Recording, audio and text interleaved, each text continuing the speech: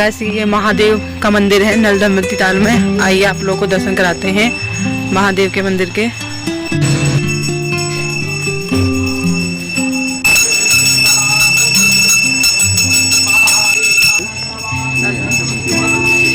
अच्छा ये है यहाँ के वीर देवता। ये यहाँ पर जो ये सैया कर्पोट नाग मिलता है। अच्छा नाग देवता ऊपर। तब मंत्रों में कहा गया है, क्या कहा गया? कर्पोट अच्छे नागस्यो दमंती नलचित और रीतवानी राजस्यो कटि कटि वेद नाम।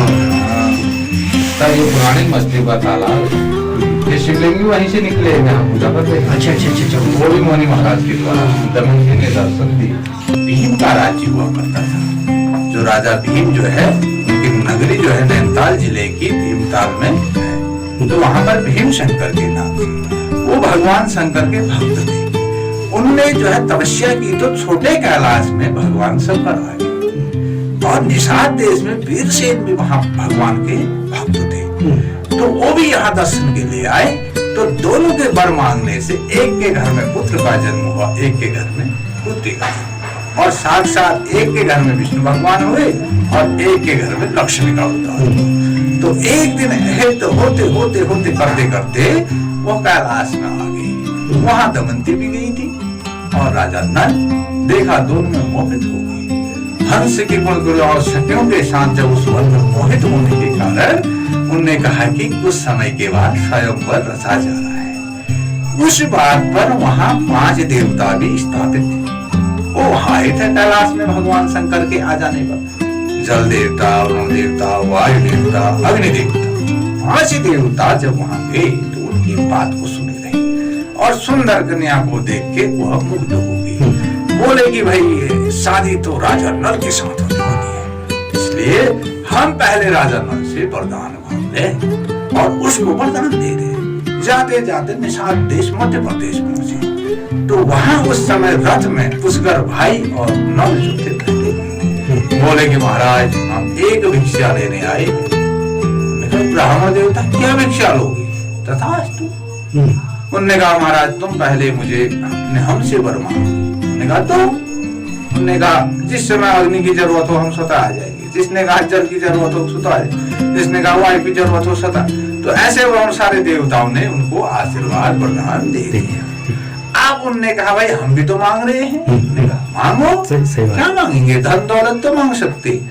तो उन्होंने कहा महाराज आप सारथी बनोगे, राजा नल का भेष हमको दोगे और हम उस दमयंती के साथ विवाह करेंगे। राजा ने कहा भाई ठीक है मैं सारथी तो बन जाऊंगा, लेकिन तथास्तु नहीं बनूंगा। मैं उस नगरी के अंदर नहीं जाऊंगा राजकोट में। तो राजा नल पहरेदार में बाहर रहे। पुष्कर को लौटा दिया गया और सारथी बन के भीम नगरी में नैनीताल में आ पहुंचे। अब स्वयंवर के बड़े बड़े देवता यहाँ पहुंचे। तो वहां स्वयंवर में दमयंती ने देखा कि राजा नल नहीं, वो तो साक्षात अवतारी थी। देखा तो गेट के बाहर उसने वहीं पर जयमाला डाल। जयमाला डालने से विवाह हो गया। देवता लोगों को मन मन क्रोध आ गया। उन्होंने कहा छोड़ेंगे नहीं, हमसे तो सब कुछ ले लिया, हम तुम्हें नहीं छोड़ेंगे। तब महाराज ने नहीं छोड़ने के कारण राजा भीम की तो एक ही पुत्र थी। उन्होंने ये क्षेत्र राजा नल को दे दिया और स्वर्ण से यहाँ पंचकोट का राजमहल बनाया, जिसमें साक्षात भगवान शंकर और साक्षात यही विष्णु भगवान की पूजा हुआ करती थी। एक दिन ऐसा हुआ कि 1 साल तक जो है जल देवता जो है दमयंती को डराया करते थे। तो मैं की आवाज आई तो दमयंती सूख गई, लक्कड़ जैसी होगी। डर के मारे राजा को फिर भी नहीं बताया। एक दिन खुद राजा ने पूछा कि दमयंती आपको खाते पीते क्या हो गया? क्या भूखी क्यों हो राजकुमार? क्या चाहिए आपको? तब उन्होंने बोला कि महाराज मुझे 12 बजे भोजन बनाते समय मैं ये बात है, इसलिए बड़े बड़े योद्धा मंगाए गए। सारे तालाब सरोवर के जो है किनारे रखे गए महल के। दामिनी पुत्री ऊपर की साइड खेल रही थी और भोजन के लिए उन्होंने कहा भाई हम तो मांस मुख सिखाएंगे। तो सेना तो वही खाती थी। तो दमयंती ने कहा कि महाराज ऐसा है, इनके लिए 3 प्रकार की मछलियां को ले आओ और तुम बनाओ। वहां बनाना और जो ही जिस समय मैं की आवाज बताना तो हम उसे नहीं छोड़ेंगे। बहुत बहादुर है। ये बात को कहते कहते कह रहे, और किसी राजा नल के पास तो एक बंडी थी, एक दाहिमत था, रानी जो है दो तीन दिन की भोजन बना रही थी, केवल एक साड़ी, और सारी सेना अपने कोटद्वारों कमरों के अंदर बंद और तलवार कमान को लिए हुए खड़े थे। अब आई मैं आऊं की जब आवाज आई तो आ जाता, तो भगवान विष्णु सदा ही प्रज्वलित हो गए, जल ही जल वहां हो गया, राजा का महल दामनी पुत्री खीड़ा से जो है वहीं पर विचित्र हो गए, दमन हो गया। उसके बाद दुख के कारण सारी सेना उसी के अंदर रह गई। जो कटी हुई मछलियां को तल रही थी, जो कुछ डाल रही थी, वो भी जीवित हो गई। इसके बाद जहां से सीधे जो है कंदक वन में चले गए। 7 ताल के ऊपर भोगताल के मध्य में एक कंदक वन पड़ता है, हिड़म्बा के सामने तो वहां गए। वहां पर रात में राजा नल और दमयंती रही, और तब उन्होंने जो है उनको डस दिया, उनका चेहरा काला बना दिया, जो राजा को कोई नहीं पहचाने, और न पहचानने के कारण बुद्धि से वो होने के कारण घोड़ा खाल को कहा गया, जहाँ गुलजू महाराज रहे उस समय राजाओं के वहां पर भी घोड़साल कहा गया। तब उस समय बहुत पुराना घोड़ा खाल के नाम से है। तो वहां पर वो घोड़ों को चराया करते और उनके साथ काम किया करते, लेट पूछा करते, और घर बार दमयंती को यहाँ छोड़ उस जंगल में हम आप क्या करें। उसके 2 पुत्र रामनगर में पढ़ते थे, बेहतर से ऋषि उनको पढ़ाते थे, दमयंती के गुरु थे।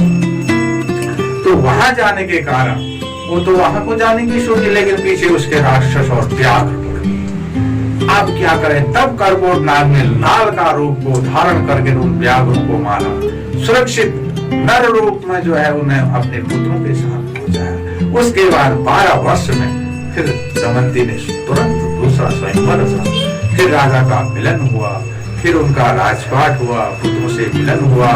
अग्नि के देवता, उनकी जो भोजन की तौली जो होती थी, सब देवताओं के आशीर्वाद से ऊपर ही पकती थी। इसी से उनकी पहचान करी उनके बच्चों ने, दम और दामनी ने उनकी पहचान कर करके फिर राजा से मिलन हुआ, फिर पुनः स्वयंवर रचा, फिर उनकी जो है दूसरी शादी, फिर उसे हुई। फिर इसी दर्शन में यहाँ आए, कहते हैं इसी तालाब में जब झज्जर हो गया, महल की जगह में कुछ नहीं था, कटी पटी मछलियां नीचे रहती थी और उसी में समा गई। उसके बाद यहाँ पर गुरु गोविंद नाथ जी आए किन्नार से, नेपाल से। जब नेपाल के शाह लोगों ने बहुत अत्याचार किया तो वहां से नवनाथ उठे। कौन कौन? गोपालीनाथ, गोरखनाथ, गोविंदनाथ, ऐसे नवनाथों की संख्या करनाथ से होते हुए इस क्षेत्र में आई। यहाँ जो था एक बहुत खतरनाक वीर रहा करता था, जिनकी आपको मैंने समाधि बताई। वो वीर जो है एक न एक मनुष्य की बलि दिया करता था। तो महारा गांव, जंगलिया गांव, इस क्षेत्र से एक न एक आदमी को देना पड़ता था। तो उन लोगों की ये रिश्ता होती थी, एक न एक को भेजा किया करते, क्योंकि इस क्षेत्र के जो गौटी राजा थे। तो उसके कारण से यहाँ पर एक दिन वो भी अपने बालक रूप में यहाँ आए। तो उन्होंने देखा, तो उन्होंने कहा खाना पीना खिलाया, एक कम्बल लेकर के यहाँ भेज दिया। तो आया तो वीर बोले कि हम तुम्हें खाएंगे, भक्षण करेंगे। तो उन्होंने उसी को सीधे साधना अपने बेटी के जंजीरों से इस बाज के पेड़ में बांध दिया। और फिर सुबह आवाज आई कि महाराज गांव के लोग आए, जिंदगी समाधि महाराज की बड़ी है। उसके बाद फिर उन्हीं के अवतार में गुरु मौनी महाराज आए। तो उन्होंने फिर इस स्थान में पले तरफ रहे और वहां पर उन्हें कई दृश्य दिखाई दिए। पहले शेर आया, फिर ओले पड़े, फिर साक्षात दमयंती माता आई। तो उन्होंने ये चीजें बताई। फिर उन्होंने उस सरोवर को बनाया, उससे कटी पटिया मछलियां निकाली और शिवलिंग और भगवान विष्णु की मूर्तियां प्रज्वलित की और गुरु गोविंदनाथ के मूर्ति लगाई। और वो गुरु मानते हुए इस स्थान की पूरी जागृता, बड़े बड़े महाशैतान वीर उन्होंने विशाला ये सरोवर बनाया। ये भी धक्कल आगे था, ये भी सही क्या नहीं। तो यहाँ के वीरों के बड़े बड़े पत्थर फेंके हुए यहाँ है, ऊपर हर्जना से टोड़ी हुई धार और भक्तुआ से नीचे खाई पड़े हुए यहाँ के पत्थर महारा गांव फेंके हैं। वहाँ पथरीली जमीन में अभी पत्थर निकलते हैं। ऊपर जंगलिया गांव, महारा गांव के ये क्षेत्र में बहुत बड़े पत्थर उन वीरों के, उनकी साधना करते हुए स्थान आग रौनक आई। आगे कोई डर नहीं, परवाह नहीं। और ये परमात्मा परमेश्वर श्री मौनी महाराज टहलनाथ जी, उनके शिष्य देवनाथ जी, उनका पुत्र मैं हूँ। तुम्हें में ये राजा नल का ही महल बनेगा, ये हमें आशा है।